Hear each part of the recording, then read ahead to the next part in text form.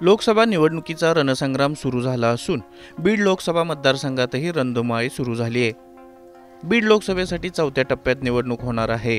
लोकसभा मतदारसंघात महाविकास आघाडीच्या उमेदवाराची घोषणा करण्यात आली आहे। यामुळे आता बीड लोकसभा निवडणुकीचं चित्र जवळजवळ स्पष्ट झालंय। राष्ट्रवादी काँग्रेस शरदचंद्र पवार पक्षाचे प्रमुख शरद पवार यांच्या उपस्थितीत बजरंग सोनवणे यांनी राष्ट्रवादीत प्रवेश केला। त्यामुळे बीड जिल्ह्यात अजित पवारांच्या राष्ट्रवादीला मोठा धक्का बसल्याचं बोललं जातंय।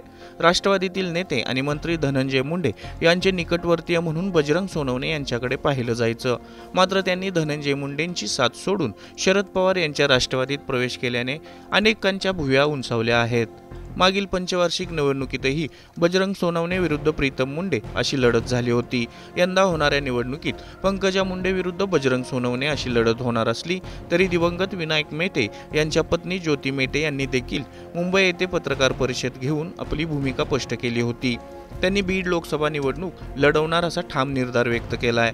त्यामुळे ज्योती मेटे बीड लोकसभा निवडणूक लढवणार का हे पाहणं महत्त्वाचं ठरणार आहे।